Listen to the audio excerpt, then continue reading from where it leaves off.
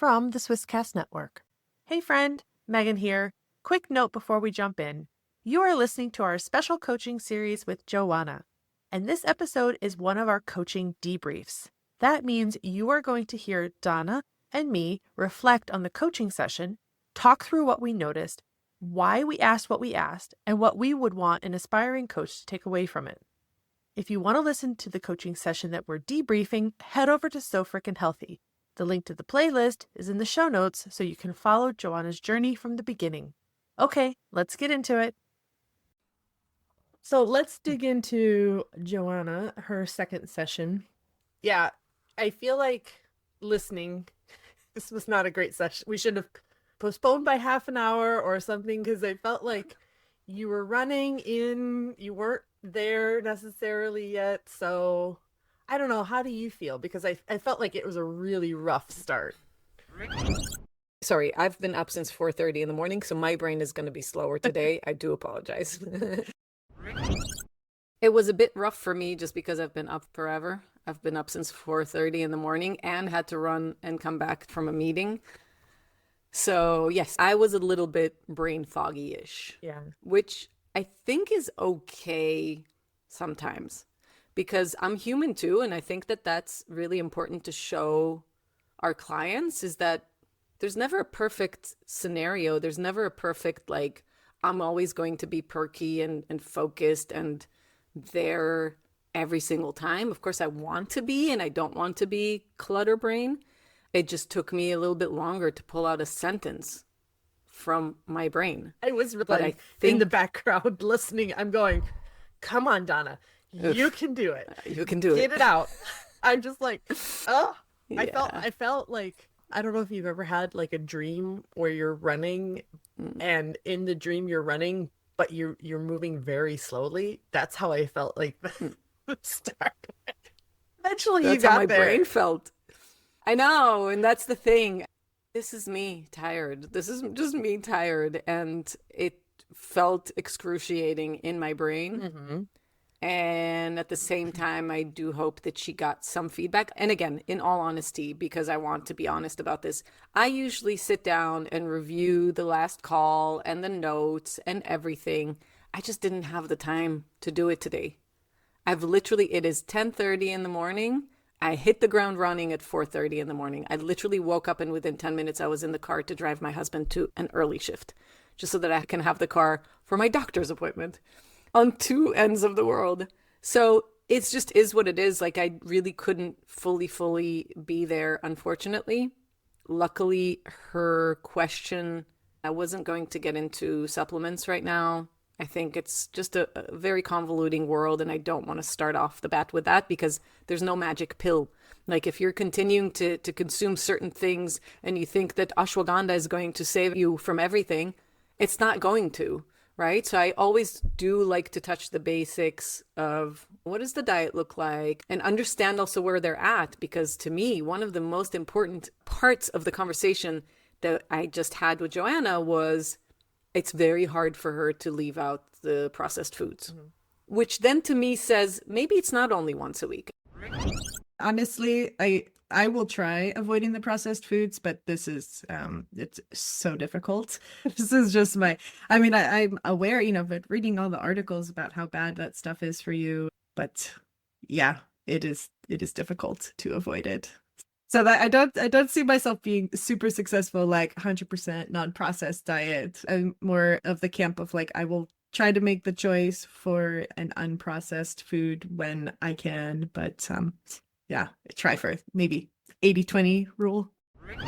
And I'm not judging. I'm not saying that she lied. I'm just saying with life, it's very hard for us to notice. Like, you sit down on a Sunday morning and you're like, when did I have processed food this week?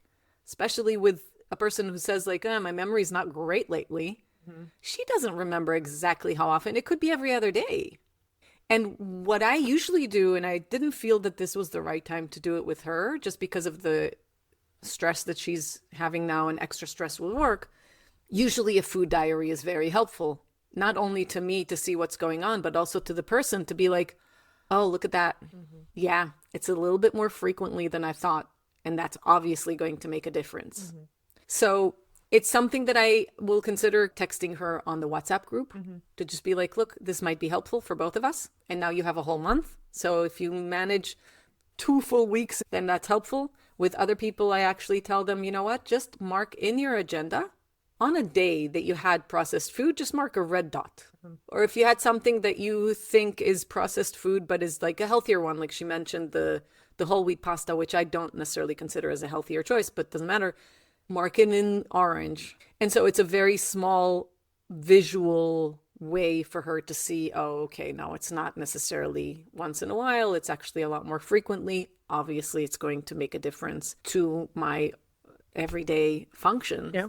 brain function, energy function, anything like that. Yeah, I have a, you know me with my gadgets and my apps. I have an app that I use and it's called Habit Kit. I really like it. It's pretty simple. And I recently lost all my data because I reset my phone and didn't back this particular app up. Yep. One of the things that I put in my app, and this is supposed to be something that helps you create new habits, but I also do it in the negative as well, like what you just said, marking when you have it. And actually one of my things is a no gluten day, days where I don't eat bread Mm-hmm. or gluten or anything, right? So if I don't do it, then I mark it. If I do have gluten, then I leave it empty because it's all reverse almost of what you said. Positive reinforcement, Yeah, so I can exactly. say, oh, Yeah. how many days have I not had gluten? And for me, it's not because I don't have any real symptoms or anything. It's just I notice that if I start to eat bread, I eat a lot of it. And I think that that's not a Mm-hmm. great, like I just get too into it, let's say, all or nothing kind of thing. It's hard not to, yeah. Yeah. And by the way, I also have a poop habit. Of Did course I you do. poop today? And for all of you out there with ADHD, I also have, when was the last time I washed myself? And I leave this very loose as a shower, a bath, or a cat bath. And I try to make sure that I do that at least 3 or 4 times a week because I don't do it every day.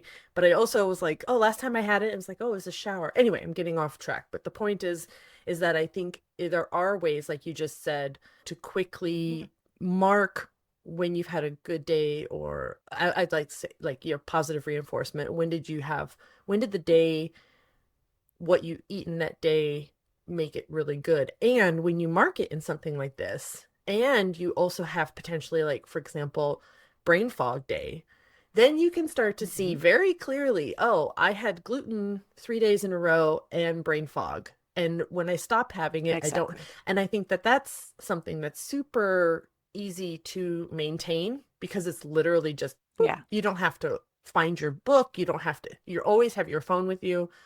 But yeah, I think that that would be something that maybe I could suggest to her as well, or you could suggest to her. Mm-hmm. The only thing I think when I was listening to, and I know we already talked about this, you had your own bout of brain fog.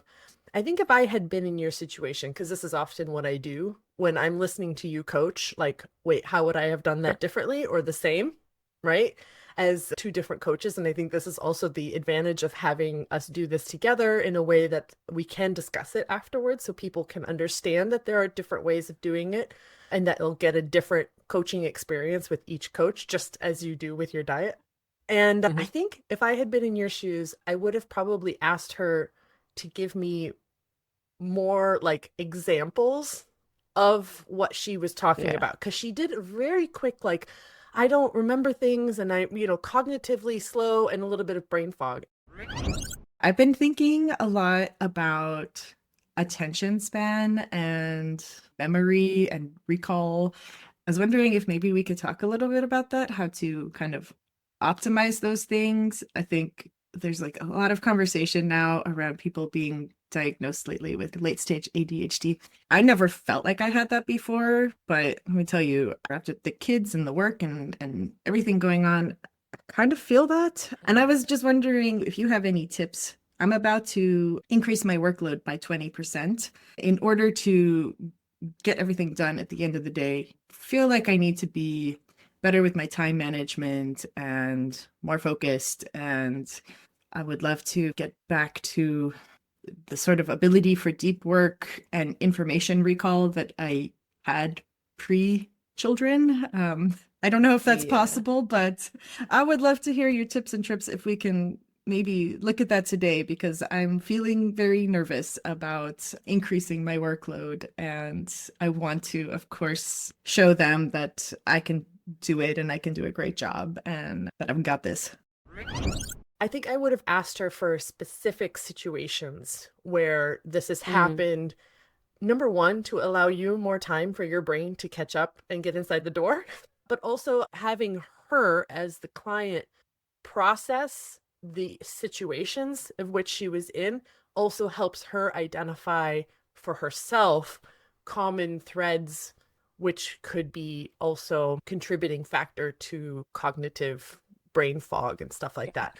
So I think that was the only thing, but she did mention ADHD and, she doesn't think she has ADHD. And this is something we talk about a lot. And this is why I wanted to bring it up, because I feel like it is more likely that people are getting more diagnosed because it's been accepted as something that is not just a childhood issue, and that adults also suffer still from symptoms of ADHD. But my point is that there was a doctor in Canada, never can remember his name, probably should have it tattooed somewhere because I talk about him enough. And he's like, listen, almost everybody has these issues of being distracted, of not focusing, of hyper focus, every symptom, and I'm using air quotes, that a person with ADHD has. I would say people without ADHD also experience those things. This is what he said. The problem is when it cripples your life, when your life is affected by two parts of exactly. Your life. So Yeah.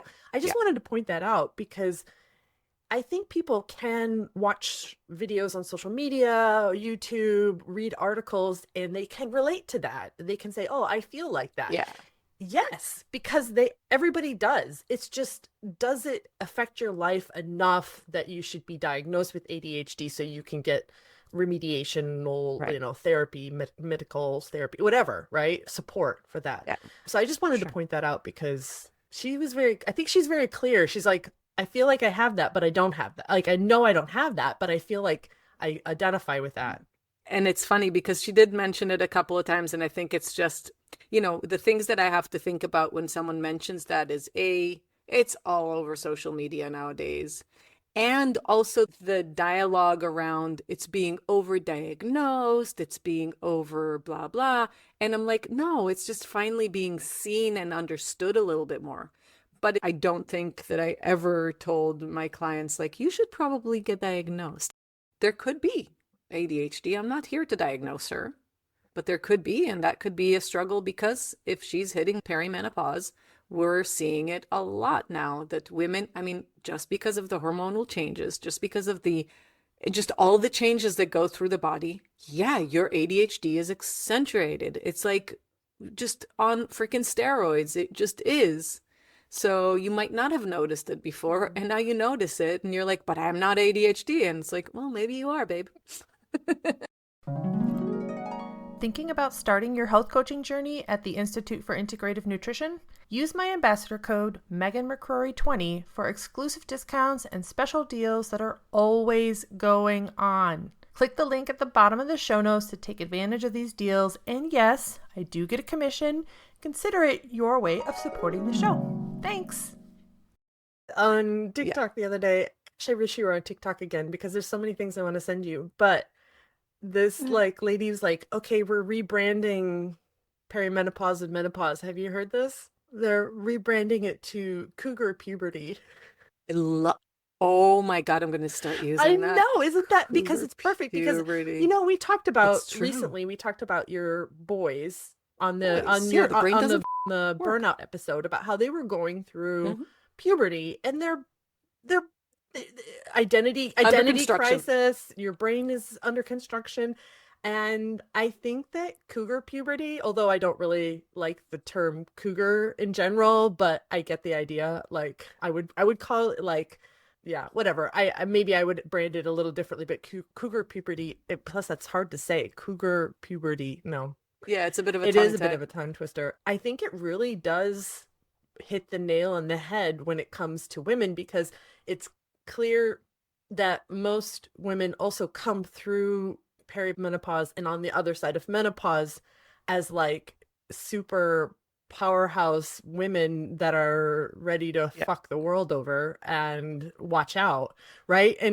But that period of whatever 5 to 10 years, where it could be as long as that, you're kind of in this zone where you can't even think about the right words to put together. There's also this other lady, a British lady, who does a fantastic sketch about perimenopause. Her perimenopause version of herself has got like sunglasses and makeup is all horrible, and she's just a mess, right?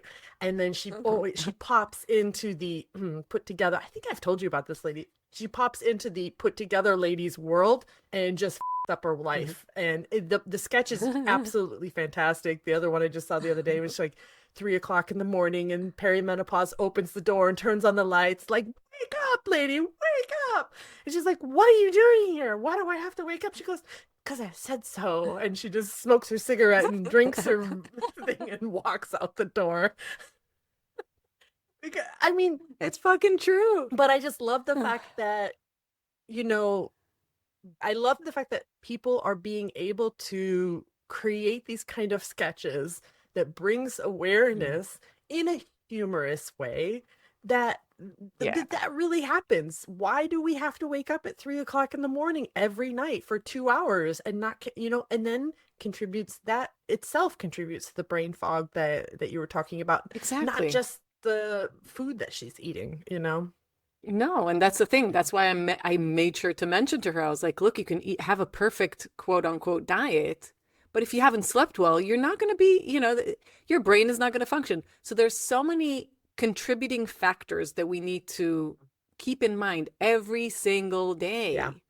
And it's very hard, that was not a rare question. I get that asked all the time. Like, how do I measure this? Oh, yeah. When do I see a difference? How do I know that this has worked or not worked? So do you expect that this will help with the memory stuff and concentration, swapping out these meals? Maybe let me rephrase. Let's work off the assumption that, being a healthy meal will have an impact on my short-term memory and my concentration. What is the time span I want to be looking at that for an effect?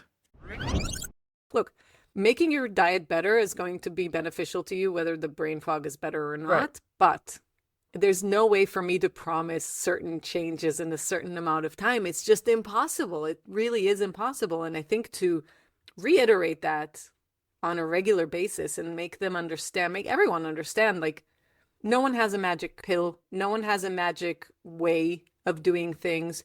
You can follow all of Huberman's things of when to wake up, how to go, how much sunlight, how to eat, how to walk, whatever. But if your cortisol is high and your high stress levels, you're not going to be a healthier person. You're not necessarily going to feel a lot of change. So it's a lot of, I've talked about this ad nauseum on this podcast, but see, now my brain is waking up and she's gone already. I've talked about this ad nauseum, but we need to understand that there's not one way, and that there are so many contributing factors to every single person. And to figure all of those out, you got to have a lot of money. You just do. You just have to go through all the tests, sit at the doctor, a good doctor, often enough, and do everything perfectly. And just, that's not life. It doesn't work that way. So we're just all kind of trying to do our best and clinging on to dear life and going through perimenopause at the same time. Joy. All right.